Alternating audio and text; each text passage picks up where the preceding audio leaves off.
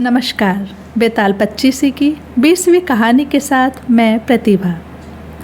बालक क्यों हंसा नामक कहानी बेताल पच्चीसी की 20वीं कहानी है। मृत्यु के समय ब्राह्मण पुत्र हंसने लगता है।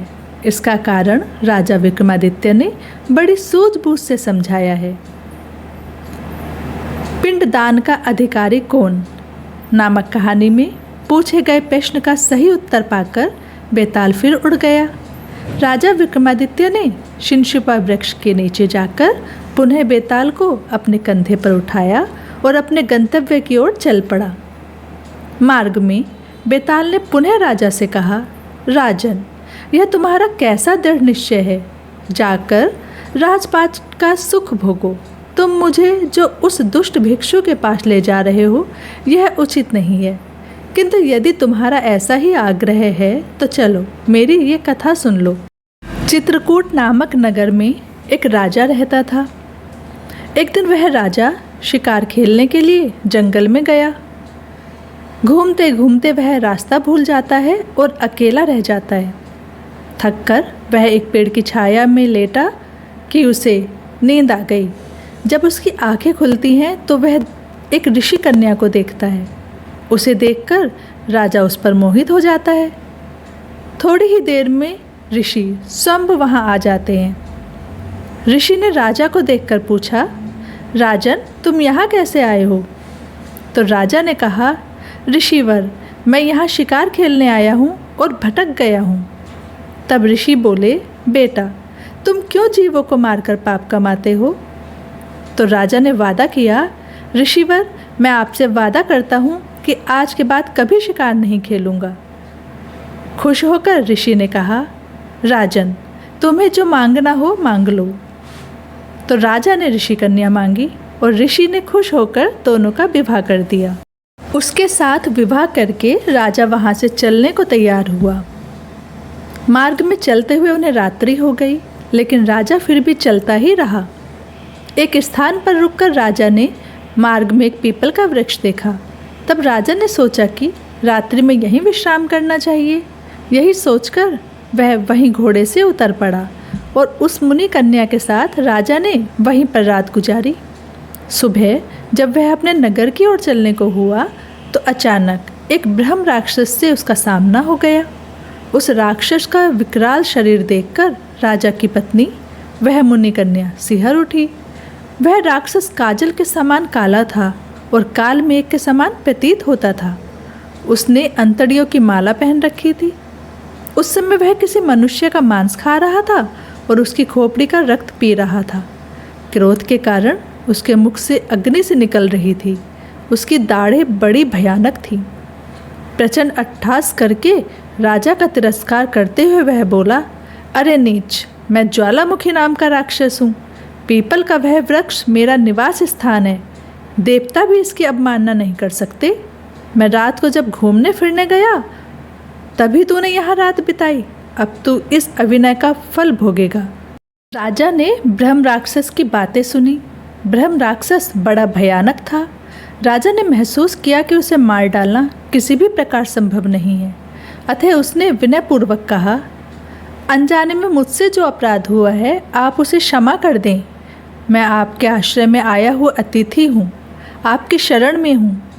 मैं आपको मनचाहा आखेट ला दूंगा जिससे आपकी तृप्ति हो जाएगी। अतः क्रोध त्याग कर आप प्रसन्न हो। राजा की बातें सुनकर राक्षस कुछ शांत हुआ और उससे बोला, अगर तुम 7 दिनों के अंदर मुझे किसी ऐसे ब्राह्मण पुत्र की भेंट ला कर दो जो 7 वर्ष का होने पर भी बड़ा वीर हो, विवेकी हो और अपनी इच्छा से तुम्हारे लिए अपने को दे सके, और जब वह मारा जाए तो भूमि पर डालकर उसकी माता उसके हाथ और पिता उसके पांव मजबूती से पकड़े रहें तथा तलवार के प्रहार से तुम ही उसे मारो, तो मैं तुम्हारे इस अपराध को क्षमा कर दूंगा। नहीं तो राजन, मैं शीघ्र ही तुम्हें और तुम्हारे लश्कर को मार डालूंगा। प्राण जाने के भय से राजा ने तुरंत उसकी शर्त स्वीकार कर ली। तब वह ब्रह्म राक्षस तत्काल वहाँ से अंतर्ध्यान हो गया। राजा अपनी पत्नी को लिए घोड़े पर सवार होकर आगे चल दिया, लेकिन उसका मन बहुत उदास था। वह सोचने लगा, मैं भी कैसा पागल हूँ। जो उस ब्रह्म राक्षस की शर्त मान ली। भला वैसा उपहार मुझे मिलेगा भी कहाँ। मैंने प्राण जाने के भय से व्यर्थ ही उस राक्षस की शर्त स्वीकार की। इससे तो बेहतर था कि वह मुझे अपना आहार बना लेता। नगर को लौटने पर राजा ने दीवान को सारा हाल कह सुनाया। दीवान ने कहा, आप परेशान न हो, मैं उपाय करता हूँ। इसके बाद दीवान ने 7 बरस के बालक की सोने की मूर्ति बनवाई और उसे कीमती गहने पहनाकर नगर नगर और गांव गांव घुमवाया। यह कहलवा दिया कि जो कोई 7 बरस का ब्राह्मण का बालक अपने को बलिदान के लिए देगा और बलिदान के समय उसके माँ बाप उसके हाथ पैर पकड़ेंगे, उसी को यह मूर्ति और 100 गांव मिलेंगे। यह खबर सुनकर एक ब्राह्मण बालक राजी हो गया। उसने माँ बाप से कहा, आपको बहुत से पुत्र मिल जाएंगे। मेरे शरीर से राजा की भलाई होगी और आपकी गरीबी मिट जाएगी। माँ बाप ने मना किया, पर बालक ने हट करके उन्हें राजी कर लिया। माँ बाप बालक को लेकर राजा के पास गए। राजा उन्हें लेकर राक्षस के पास गया। राक्षस के सामने माँ बाप ने बालक के हाथ पैर पकड़े और राजा उसे तलवार से मारने को हुआ। उसी समय बालक बड़े जोर से हंस पड़ा।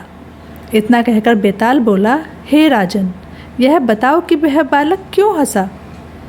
राजा ने फौरन उत्तर दिया, इसलिए कि डर के समय हर आदमी रक्षा के लिए अपने माँ बाप को पुकारता है।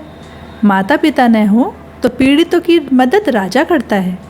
राजा न कर सके तो आदमी देवता को याद करता है। पर यहाँ तो कोई भी बालक के साथ न था। माँ बाप हाथ पकड़े हुए थे, राजा तलवार लिए खड़ा था और वह देवता के रूप में जो ब्रह्म राक्षस था वह खुद भक्षक हो रहा था। ब्राह्मण का लड़का परोपकार के लिए अपना शरीर दे रहा था। इसी हर्ष से और अचरज से वह हंसा। इतना सुनकर बेताल अंतर्ध्यान हो गया और राजा लौटकर फिर उसे ले आया। रास्ते में बेताल ने फिर कहानी शुरू कर दी। अभी आप सुन रहे थे बेताल पच्चीसी की कहानी। हर रोज़ 8 बजे मैं एक नई कहानी लेकर आती हूँ, जिससे कि सभी कहानियाँ आप तक पहुँच सकें। तो चैनल को सब्सक्राइब ज़रूर करें। धन्यवाद।